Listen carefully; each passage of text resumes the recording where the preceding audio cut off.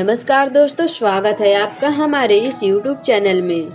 दोस्तों, जब भी किसी शादीशुदा आदमी की मृत्यु हो जाती है, तब जिस व्यक्ति के जीवन पर उसका सबसे ज्यादा असर पड़ता है तो वो होती है उसकी पत्नी। और उसके जीवन को और भी कठिन बनाने में जो सबसे ज्यादा भूमिका है वो है हमारा समाज। ये उनकी ऐसी दृढ़ मान्यताओं का पालन करने के लिए मजबूर कर देती है जो इनके दुखी जीवन को और भी दुखी बना देती है।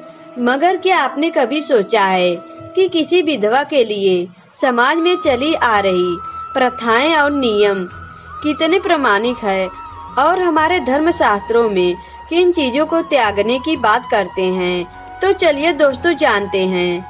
दोस्तों, हमारे धर्म शास्त्रों में बहुत सी ऐसी मान्यताएं मिलती हैं जिनका अनुसरण करना धार्मिक दृष्टि को उनसे बहुत ही महत्वपूर्ण है।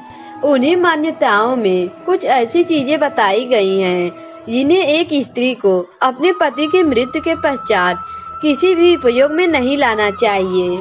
उन्हीं में से जो सबसे पहले आती है वो है सुहाग की निशानी या 16 श्रृंगार, जिसमें जुड़े उसके सुहाग को बताती है, जैसे कि कुमकुम, बिछिया, लाल साड़ी और मंगलसूत्र। इतना ही नहीं, साथ ही उस स्त्री का कार्य करना अशुभ बताया गया है।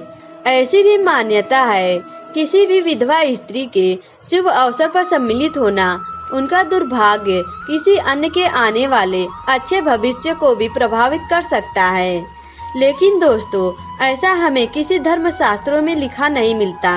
उनके द्वारा रस्में निभाना निषेध बताया गया है, जैसे किसी के शादी के अवसर पर या फिर गर्भवती स्त्री को आशीर्वाद देने की स्थिति में एक विधवा स्त्री को दूर रखना ही उचित माना गया है।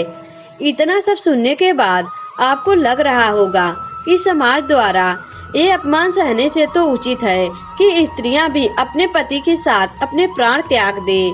यदि आपके मन में भी यही ख्याल आया हो तो ये जानकर आपको हैरानी होगी कि प्राचीन काल में प्रचलन में आई सती प्रथा का भी यही उद्देश्य था, क्योंकि समाज में पति के बाद एक स्त्री को निरर्थक माना जाता है।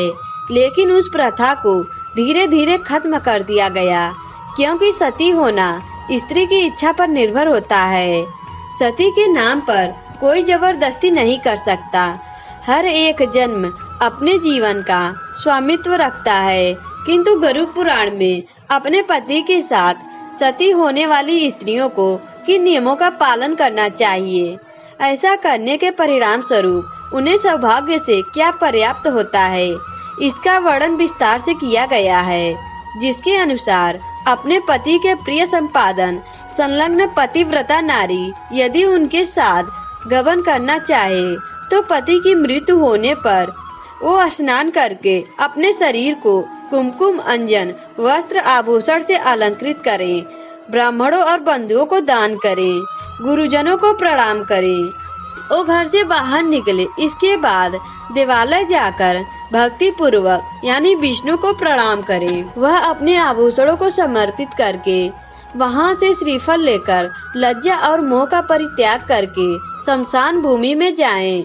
वहां सूर्य को नमस्कार करके चिता की परिक्रमा करके पुष्प रूपी शैया पर चलें और अपने पति को गोद में लेटाएं और सखियों को श्रीफल देकर दाह के लिए आज्ञा प्रदान करें और शरीर दाह को गंगा जल में स्नान के समान मानकर वो सती हो जाएं। किंतु इसमें भी एक अपवाद है। यदि वो स्त्री गर्भवती है तो उसे अपने के साथ अपना दाह नहीं करना चाहिए। जन्म देने के बाद और बच्चे का पालन करने के बाद ही वो सती हो सकती है।